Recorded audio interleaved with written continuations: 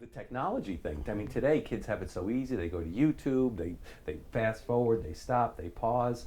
You're learning via a record, I would imagine, where you've got the needle and you're putting it down. And my records are unlistenable, the ones that I use to learn. And when you went to see performers, Lightnin' Hopkins, Dave Van Ronk, whoever, you probably were coming out of the club with what they were doing, what you saw them doing in your head, and trying to remember it and then translate it when you got home. Something like that, yeah. Wow. Yeah.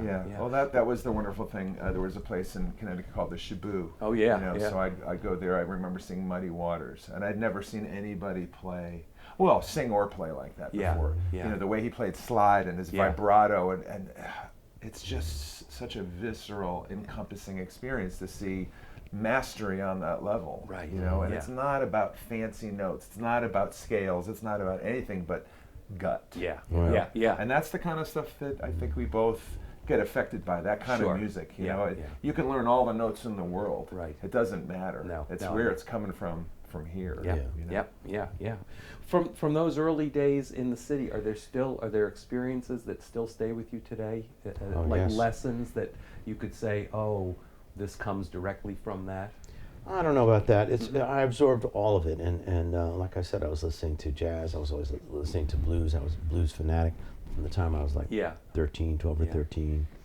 And all of it just kind of came together. I can't really pick out certain things that I learned from it. It was later when I started playing in bands, and that was a major education. Was, okay, now I'm playing in a band. How do you get this band to sound like those records? How do I get my band to sound like the Meters?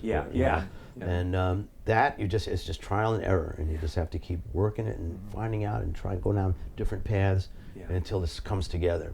And of course, all the musicians I got to play with, ultimately in my career, I got to play with so many great musicians. I know. And that inspired me along the way. I'm very lucky to have played with all the brilliant people that I got to work with, just like Jeff here.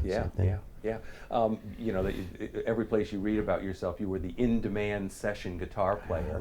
And what does it take to be a session guitarist? What sets the session guitar player apart from the touring guitar player? You know, there is no one way to be a session guitarist, and it's kind of a lost art at this point, but I mean, they're still making records and there's still guys doing it. The difference, I think, now is that a lot of records are made piecemeal.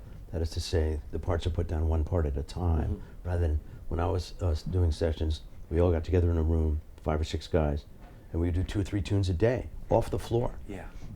And they have to play together. So really the idea was to learn how to play with other musicians. And that's what I would, if I was talking to young musicians, that would be my first word of advice, is learn how to make the people you're playing with smile. And if you can't, you're not going anywhere. And if you can, you maybe have a future. You've got to make the people you play with sound good. And they'll love you and they'll want you back. So that's the the answer. And I would imagine, and I would imagine too, being a great session guitar or musician is being able to leave your ego at the door and perform or play as successly and quickly as possible for the star. Well, here's I wouldn't put it that way. I have a huge ego, but it's expressed in how I can help. And my ego is fulfilled when everyone says, "Oh, that was great. We all sounded great."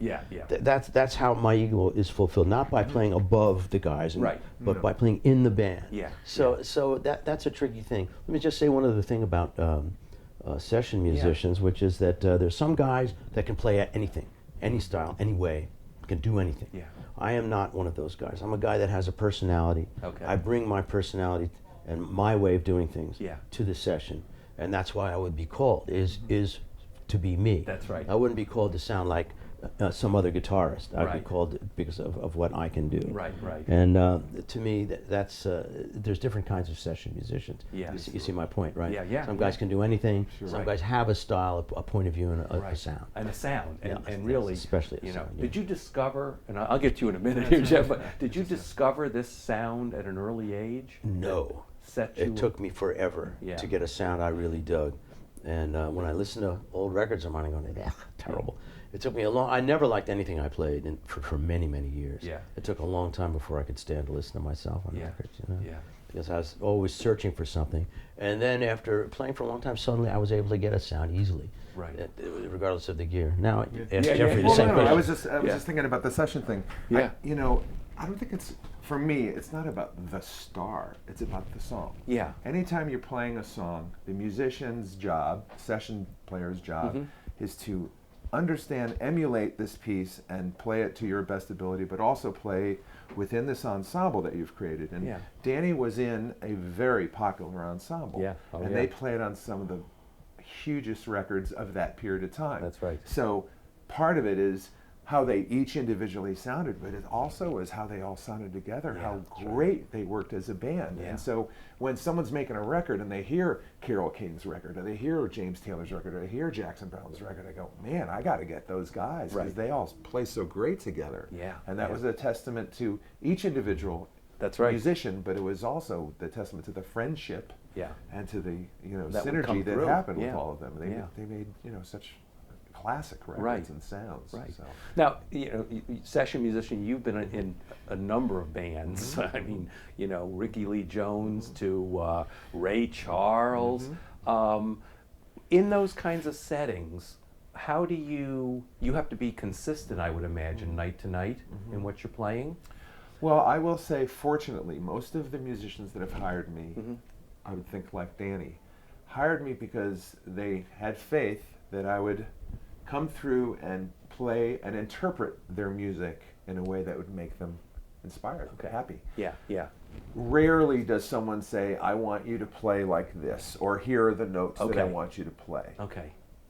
With Ray Charles, with Ricky Lee Jones, with Crosby, Stills and Nash, with all of those people, it was like, Jeff, we respect you as a musician, come in and play. It was very rare where anyone would actually give me any direction, because I would, to the best of my ability, try to honor what my job was. Leave space for the singer. When it was time to solo, kill it if I could. Play the most heartfelt, melodic thing that I could do. And interestingly, when I was working with Crosby and Nash, there were some records where I was the lead guitar player. I'm familiar with Stephen Stills. I'm a fan of Stephen Stills. I would quote him a little bit. I would tip the hat to Stephen. Come up with a little bit, to kind of appease the people in the crowd who are familiar with these records, but interpret it my own way. Try to give it some fresh blood, if you will. And that's, to me, that's the whole idea about music. That's what excites me about music. Every night you're playing, you're not recreating what happened last week. You're not recreating what happened 10 years ago.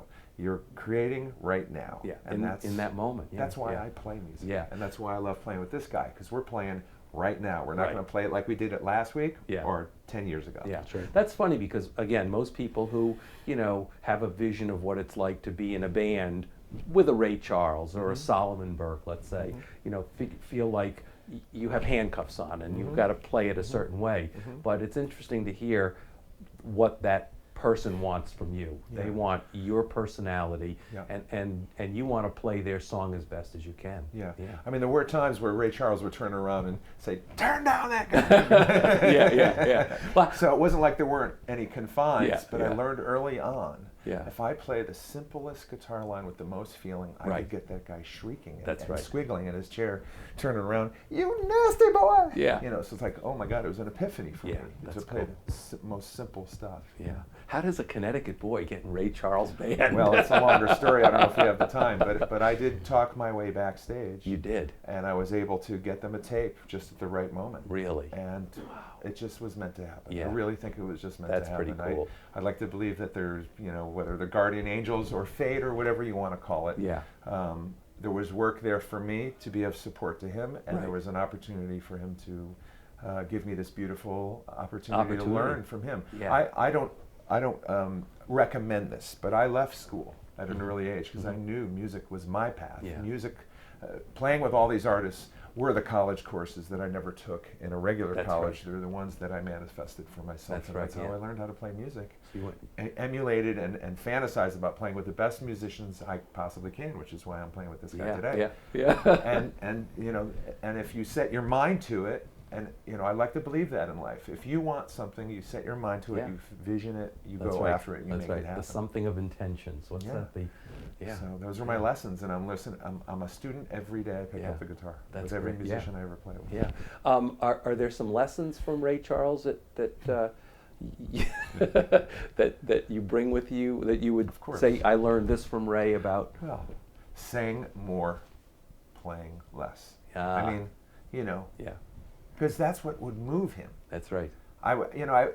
If I did a flurry of notes, it wouldn't happen. Yeah. I play one stingy, beautifully placed, right, passionate note, and the guy would squiggle in his chair. Yeah. So he was teaching me without even knowing it. That's some of those things, I'm sure he had no idea what he was teaching me at the time. Yeah. But it was a great thing. It was like going to the skeet shoot. I missed him. With each guitar note. Oh, got him. You know? So you know, you live and learn as you go on with your career. You see what works and what doesn't, what makes people happy. Yeah.